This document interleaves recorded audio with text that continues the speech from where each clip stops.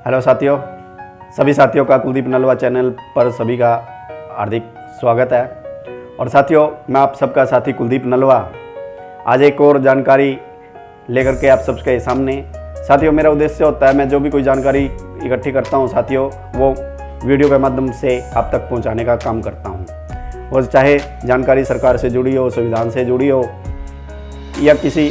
और राजनीतिक मुद्दे से जुड़ी हुई हो।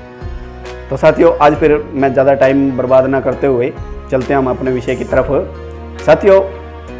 हमारे देश के अंदर 85% लोग कृषि पर निर्भर हैं। और साथियों, इस खेती को उन्नत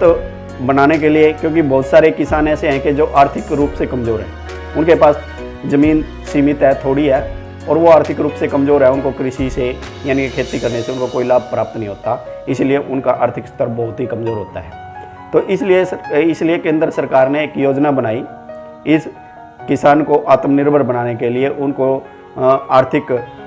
यानी कि लाभ पहुंचाने के लिए एक योजना बनाई, और वो योजना FPO के नाम से जानी जाती है साथियों। FPO का मतलब होता है किसान उत्पादक संगठन।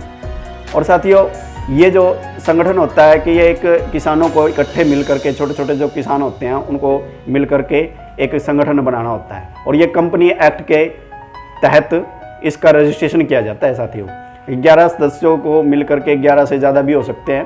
तो मिलकर के एक संगठन बनाना होता है, एक समिति बनानी होती है, और उसका रजिस्ट्रेशन किया जाता है, और उसको FPO के नाम से जाना जाता है साथियों, या फिर इसको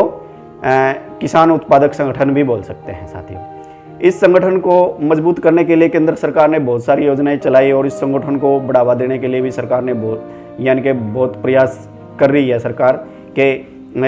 ये FPO के माध्यम से किसानों को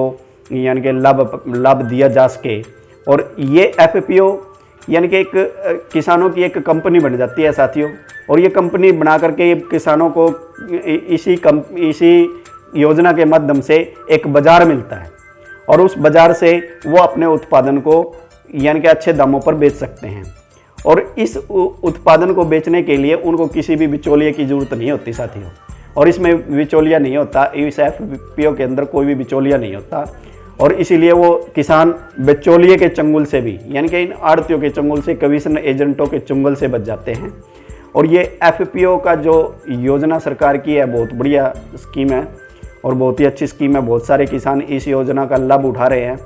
और वो एक कंपनी बना करके और एक खेती करते हैं, और खेती के माध्यम से फिर वो अपने उत्पादन को यानी कि वो बेचते हैं, और उनको एक बाज़ार दिया जाता है, और जिसमें वो बिना कमीशन एजेंट के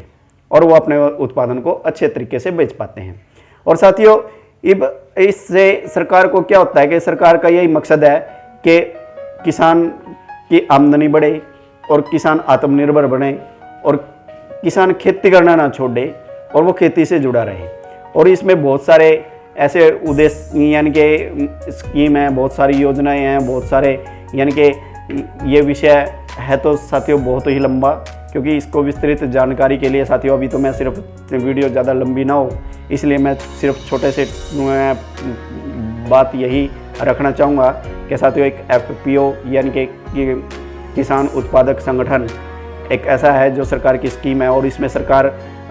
इस संगठन को 15 लाख रुपए की आर्थिक मदद भी देती है, आर्थिक सहायता भी देती है। और इस योजना के माध्यम से किसानों को एक क्या फ़ायदा होगा, एक तो उनको बाज़ार मिलेगा अपनी उत्पादन को सही दामों पर बेचने के लिए, और एक दूसरा उनको खाद, बीज, दवाई और उपकरण आदि अन्य उपकरणों का भी इनको लाभ प्राप्त होगा, और वो सही दाम पर और आसान किस्तों के अंदर, आसान मूल्यों के ऊपर ये यानी कि ये औजार जो कृषि यंत्र होते हैं कि वो इस संगठन को दिए जाते हैं साथियों, और ये लाभ किसानों को प्राप्त होता है इस योजना के माध्यम से। तो सभी साथियों से मेरा यही निवेदन है कि सरकार की इस योजना को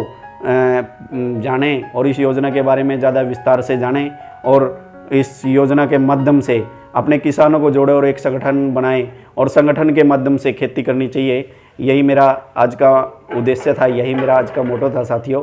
तो और ये योजना कैसे यानी कि किस तरह इसका रजिस्ट्रेशन किया जाता है और इसमें क्या क्या इसके फ़ायदे हैं और कैसे इस को चलाया जाता है, ये FPO कैसे चलाया जाता है।